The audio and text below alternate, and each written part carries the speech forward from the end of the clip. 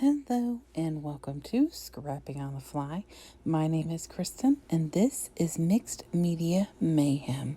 And I am combining that with a little share of my Peacecraft Love Mixed Media kit that I got from Peacecraft Love. So this is our layout from Rebecca Moore with Bramble Fox. And like I said, this is going to be, I'm going to use my Peacecraft Love mixed media kit. There were two of them and I bought them both. And so on this layout, I'm going to use all the goodies that are in here and some of the papers. I don't use anything from that thicker set though. So I'm just going to share real quick. I went through this real fast because there is a video on my channel going through both of the mixed media kits. So I'm also going to bring in this spun sugar and distress oxide spray. I don't use that ink pad. And then Victorian velvet and distress ink. I do use that. And then these Bramble Fox perspectives, this little glasses, and this good vibes. Here is my picture. It's me, my mom, and then my cousin in the middle who is graduated. And so I brought in these graduation embellishments. Some of them are, I think, let's see, well, obviously Jolie's Reminisce. That right there is not used, so it doesn't matter. And then I think that very first thing was not Francis Myers, but one of those. So I was gonna turn it, but I changed my mind because of the banner and the tag. So I'm gonna leave it the way it is, but have my picture turned. So I've got my pictures, my papers, and all of this. So let's see how this goes. So first things first, I have to pick my papers, and I knew I didn't want any of the Disney-esque colors like the red and everything because I'm using that hot pink perspective. And I also decided it looks like her edges are distressed on her main paper on this, on the white. And I couldn't tell if they were distressed or not, but I used my Victorian, the tool on my Creative Memories trimmer and cut it with that little scallop. So, and now I'm going to ink it up with this Broken China. I love this color. It's awesome. So, and I didn't already have it in my stash. So yay for me adding another color to my stash. For now, I'm keeping all of these things together because I've got more papers for this kit that I want to use. And then this is a piece of Reminisce from their graduation collection. I can't remember what it's actually called, but it's one of them. And so I wanted to use that to mount my picture because I thought that black and gold would stand out really well against the white with the blue and that Victorian velvet. So I'm just trimming my picture because I want to get an idea for how big it's going to be so I have an idea of where I need to put the ink. And really I just kind of wing it like I normally do anyway. So, So I taped that down and I did go ahead and use that same Victorian edge, the scallopy edge on my trimmer. Honestly, because I forgot I had done that and it already had cut one side, so it was silly for me to change that. Look, I'm all about honesty, you all. I mean, it was not a design choice. I like it, but it was not something like, I'm going to do that for this reason. No, it was not. So I first start with a Victorian velvet, and I'm going to take it through this stencil that's got like the little triangles, and of course I get ink on the paper because I'm terrible at stenciling. I really am new to all of this, you all.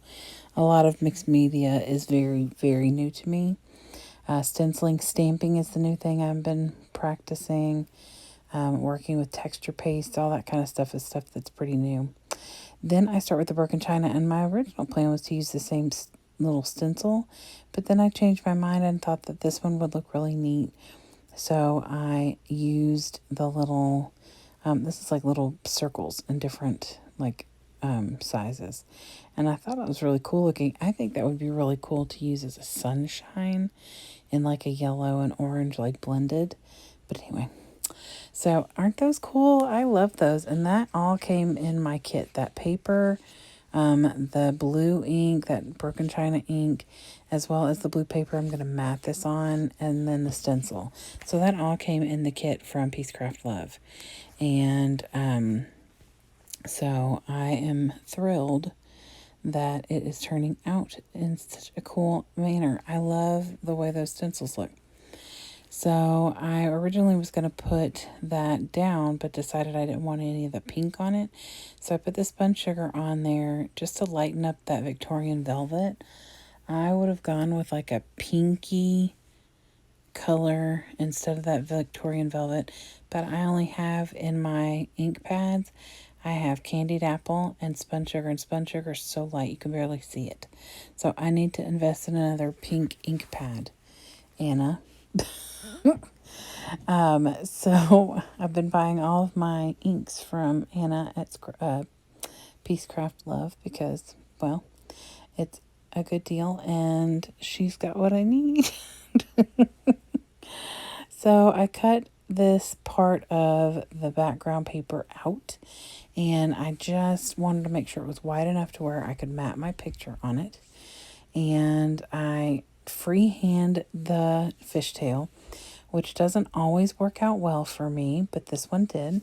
And then I distress all of the sides, including the V part of the fishtail. And I'm just kind of laying things out to see what I like and if it's going to work for me. I do like the way that most of the stenciling is actually showing, which doesn't normally happen for me.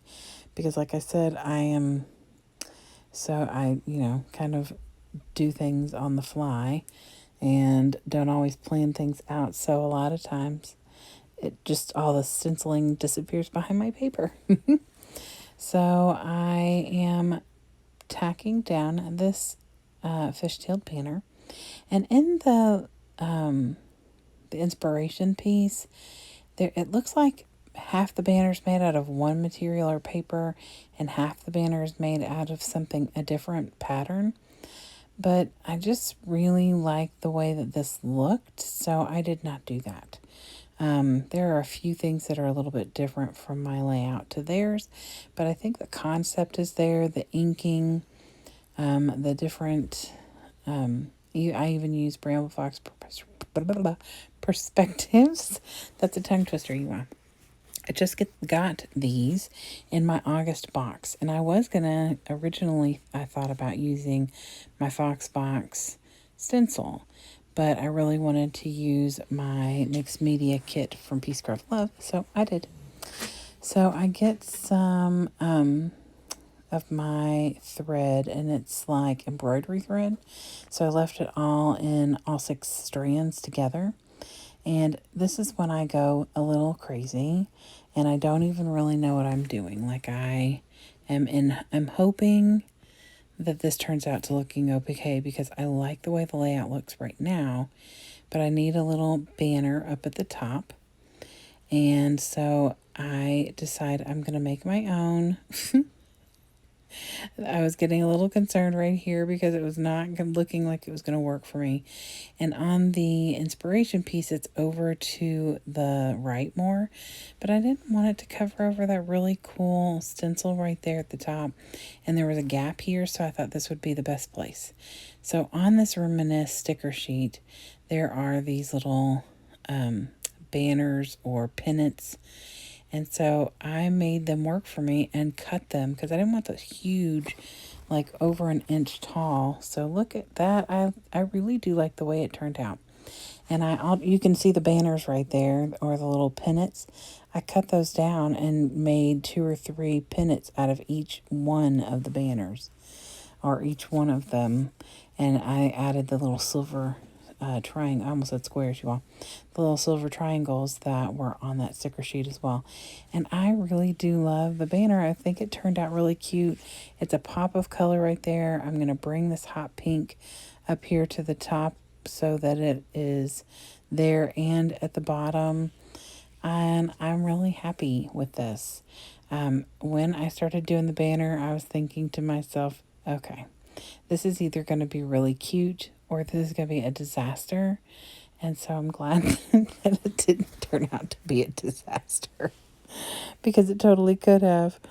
So I took these little arrows and just kind of stuck them over here. It doesn't really go along with anything on the layout, but I just thought they were kind of neat. Had I thought about it, and I didn't realize it until I started doing the editing for the video, I should have had these that I'm putting down now more pointing upwards to where it was kind of like pointing at the picture. But I was just doing it in the same fashion as the other one, the other two on the right. And then I have this arrow here, and I fussy cut it out because it was a rectangle, and I really didn't want that.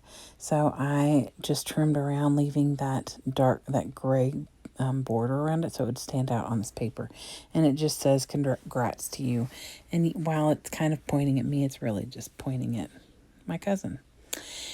And then I have like these little graduation caps.